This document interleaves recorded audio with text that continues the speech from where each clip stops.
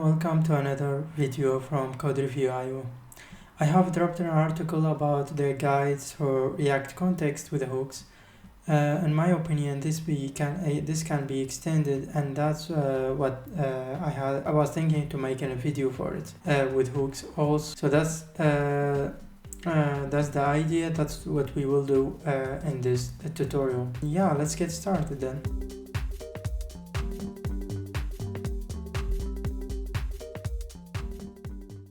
By creating React app, I have already created this app and I added some code for to-dos, and when we can delete the to-dos actually by clicking on to-do, and then it will be deleted. The code actually is very simple. It's really let's say that's the simplest version of Redux. So we start by the index. The index will do nothing. It's just the default React implementation.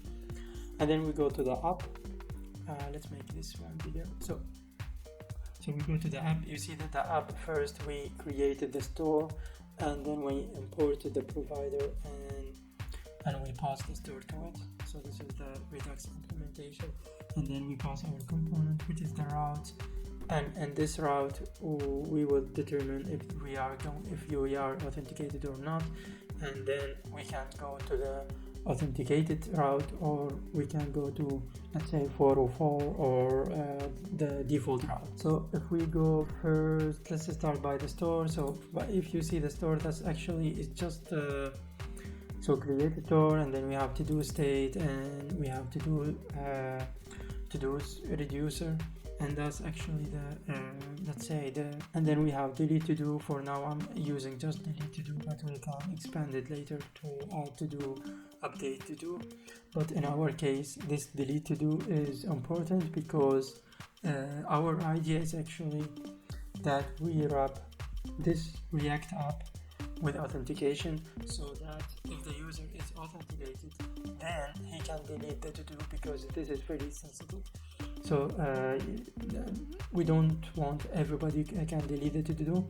That's why I want only the authenticated user can delete the to do, and that's why I use just the delete for now. So let's say that's for the store. And in the route, as I said, we don't have any logic. We use the state for now, and I put this default initial state as true. And then we determine by, say, if the authenticated, then go to the list. Otherwise it will just show empty div, which is nothing. Now for now, what we're going to do is making an authentication context, and we can use hooks to use it like this, and then we can retrieve the authentication state. And we see we can say if authenticated from this context state, then we can go to the list. Otherwise we go to the route. So if we can start from now, we can simply just say, so this should be our implementation like this.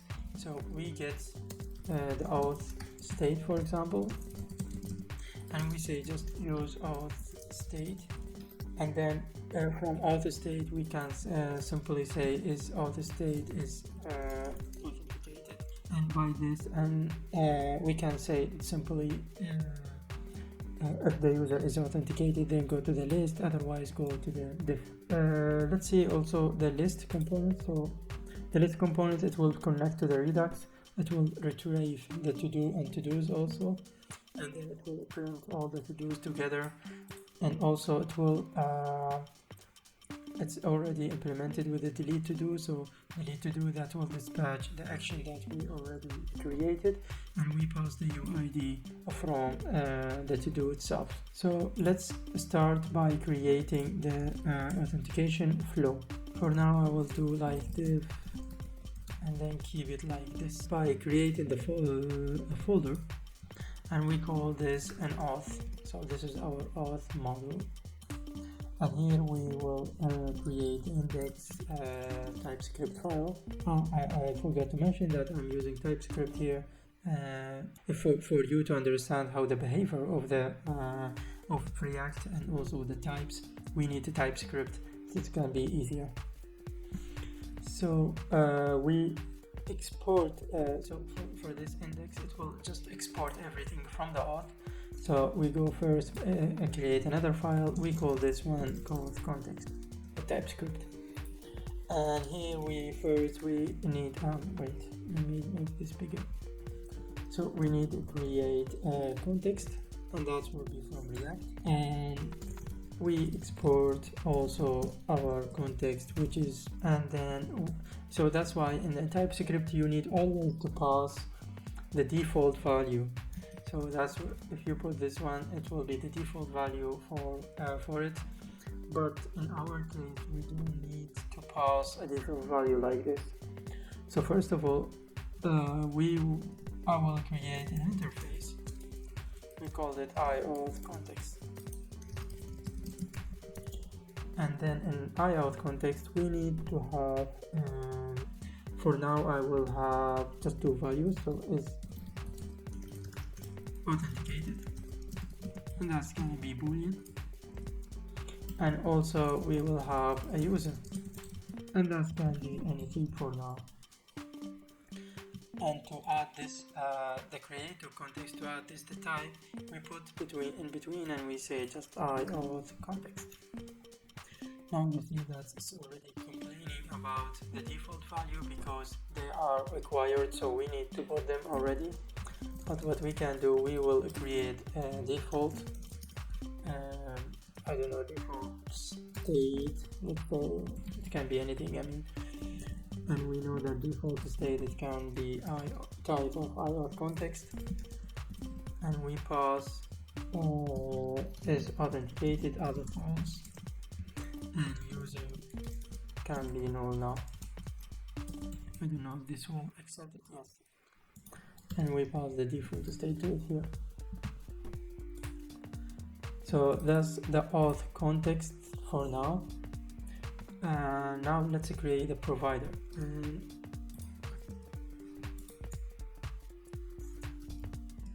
So I'm using the shortcut to import React, and then we just export function, and we called it auth provider, and that will accept the props for now. Actually it will accept the props, I will say any.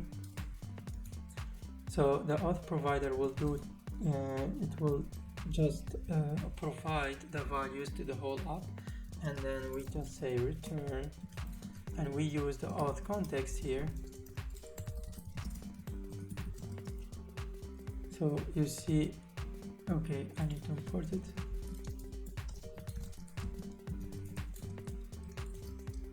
So it's imported from auth context, and I say provider, and then I pass here the children. So this is the children will be from React. So any component can be children for this provider. And you see that the red for the highlighted red, that's because the provider needs a value, and that's called value, this value prop.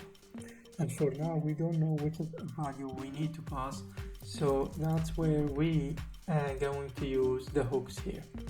So I will say auth state is equal to use auth context. Use auth context is not created yet, but we can pass the auth state to it. So the idea is to create the use auth context now. And if we go back to use auth context, we can create here also. Now you can put the return type of our hook, because we know the use auth context will return the context values, but we have also functions here. So we don't need just to return the authenticated and user, we need to return also the add user function or the update user. So it depends to what do you want, because these just the context values, it's not the let's say the actions or the functions that we need to pass. So in this case I wouldn't put this one here, otherwise I can create let's say combined interface between them and then put the return type. But for now I won't create anything here. And we back to the we will put state here. So in this case I will, let's say, yeah, I will use a state for now, but it's not the case. And we pass this false, and then we return is authenticated, and we can return the user, but for now we don't have a user, so that can be any. So that's simple. For now the context is already done. So if you can see that we have moved from, where is this one? So we have moved from the whole thing by using this auth state to everything will be here, so it will all be handled here. And then the provider, it will always check and then re-render again. And let's see how this, first let's import this one. Okay, let's see how the auth provider will work. So we go to our app, we see that we have a provider, and that's for the Redux. Now we need to wrap this with auth provider. We just say auth provider, and then we just wrap it here. You see that the auth provider is called comes from auth provider, but actually we can use it like this, and then use the index TypeScript to make sure that to export everything from auth provider. And also we will export everything from auth context. Now go back to the app, we see that we have the auth provider is connected to the our app, and that's great for now, but we still have a problem here. Set is authenticated is assigned but never used. That's correct, and we don't see anything, but you can see that because we printed the diff. So what we can do is uncomment this and say context. So you see that it goes from the auth, and we have the auth state, and then we can uncomment this guy.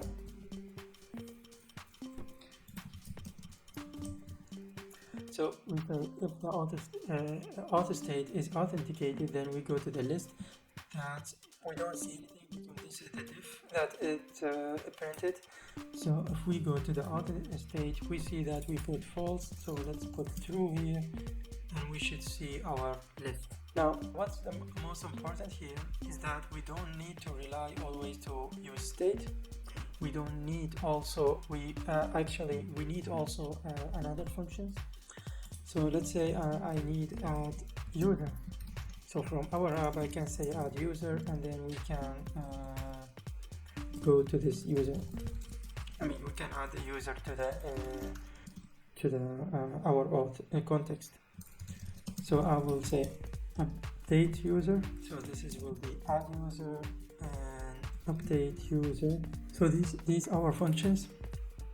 Sorry, so every user will accept, maybe this one will accept the user, and because we will have the user type of any, so I will put any.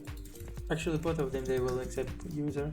What we can do to make it more reliable and also easy to read in the values, because otherwise we will have maybe typos, and there is we don't see that much advantage of TypeScript, and it's better to put the types here. So I will say it will return auth context, and also it will add user. So I know it's more wait, I don't like this. I will put an interface for actions. So you can say add user, and last type of, and then return void, and it will accept user type of any. And now in our return type we use the auth context with I context access. So we make sure that they are returned from here. So that in the route we can simply, you can see that it helps the intelligence of the IDE to see what type of values. Let's leave all the app away. So we will go more in depth now inside this context. Go with use reducer. And for this use reducer, I will first that's return state and also dispatch. And use reducer will take two arguments. One of them is the reducer itself, which is the function, and the second one is the default state, which is defined in our case up. But here we need to make a reducer. So you can do like this, and then you can do your reducer, but actually I will move it to another file. But important that when we do is authenticated or user, we can actually do like this now. So let's create file, and then we say reducer, and it's gonna be simple function. We just say function and then reducer, and that reducer will take always the state first and type of IR, and then it will take action. Let's create some types. So first I will create interface, which is iAction, and it will always have a type of string, but it will also have another type that can be also the value that we need to send, and can be any. So this is type of iAction. Now for this one, I remember that iAuth context we didn't export it, so that's why. Now we use this iAuth context. We also will export the default state. You can. There is no need actually, so we don't need to pass the default state to it, so it will make more sense like this. Let's see where is the problem here. Yeah, okay, so you say, remember that we have default export as default. So we will use the same concept of Redux, which is actually that's the same concept. So now we can define our types like add user, and that will return the state. So now what I will do, actually I will create some action types because I don't like these strings, and we just and then you can use or you can use just constants. So this is up to you.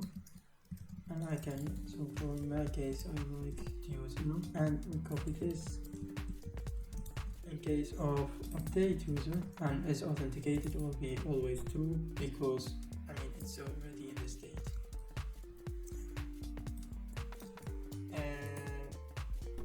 In this case we have an update user, add user, and what's important is it will play the same role as sign in or login. So it is the same rule. It's also the same rule as sign up. So this can be handled in the app. For the last one, we will have get cache, and that will return the state. The user will be from, but important is also we need to see that is authenticated should be to down. So let's say that we go to the add user. So what I can do is export this guy. I want to export the enums, the actions.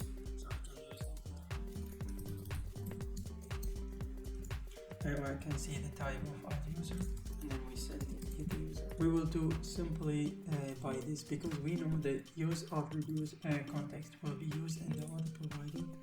So we need to dispatch just normal function, and then we just say the type is actions of get user cache, and then we pass the user to it if we are inside from where we get the user. So in this case we need to use local storage. So we say get local storage, and then we say get item, and this item, let's say, is the user. So we get this value, or maybe the user. I will call it just the user here. And then documentation here, and we say if cached user, then we'll do dispatch, and we set our type.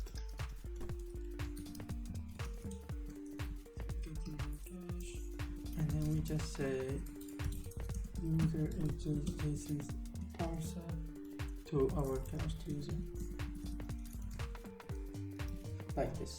You can see that we goes to this screen while there is no errors. That's because it is trying to get this user, but we didn't set any user yet.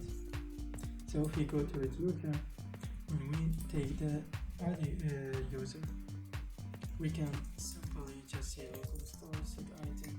And the important here is the key. If this one is not matching what we have retrieved here in the update user, it will take the same key and it will update it. It won't be, now what we can do, we can start testing. So we know that the authenticated is false, okay, and then the list won't be created, and that will make our diff here. So this diff, and that's all on a click, take it on a click, and then it will post the okay, so the auth context is finished. Let's try log me in. That's really small. So I'm saying log me in, and wow, too many re-renders. React limits the number of re-renders to prevent an infection. It's causing the problem. So log me in. So for now we are authenticated because of the user. Let's see if the user is already saved in the local storage. We can see this is saved. Let's put this one in the user effect, and I want this one to be run once. Oh, voila. So reload. So you see that there is a couple seconds until it makes sure that this one is here, and this because we have it in the local storage. If I remove this guy and then refresh, it will be log me in. I logged in, and then it will be saved, and that's it. So that's and then that will make sure, like, if you want to have the user authenticate, like if you want to print the user information in the list, or maybe this list, you can call it the authenticated route, which is your app after the login. But what we can do also, we can connect to the context without even using the props that comes from the route, and that simply can be by saying, so we use the same hook. So here we say this HV auth state, because we know in this case, and that if the list is printed, we know that the user is authenticated, and we can see that this goes John Doe like this. Yes. Now if we want to have a component, and that needs to take the list as a props, but it's also connected to the Redux. So in this case we will create a higher order component, and that's going to be also we use React. So the higher order component always take the first argument is a component. We can use component type here as a props, and then if I want to use more about TypeScript, I will use this one as a generic, and then we will take this component type also as a generic, and then I can extend it with my props that I want to send.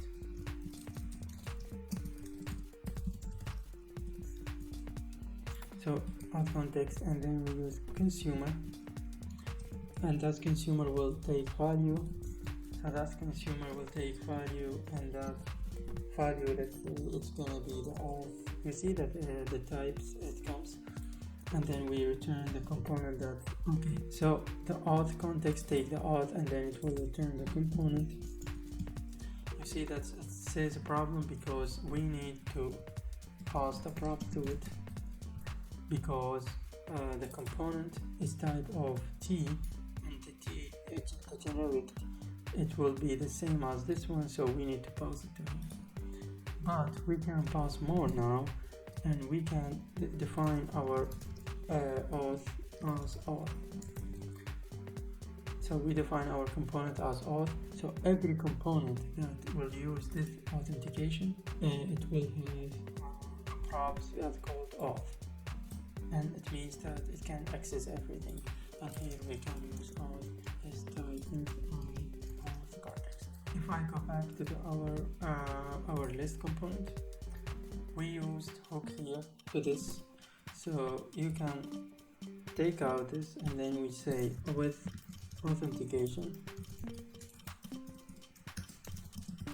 and then we put this again here. So the authentication will wrap the component, and it will send the props to our component, which is the list. And now we can say that our props will accept also the value called iAuth, and each type of iAuth context. You see the props it matches, and then it doesn't complain about this. If you like the video, please hit the like button and subscribe, and don't forget to hit the notification button for more videos. Thank you guys, and see you soon.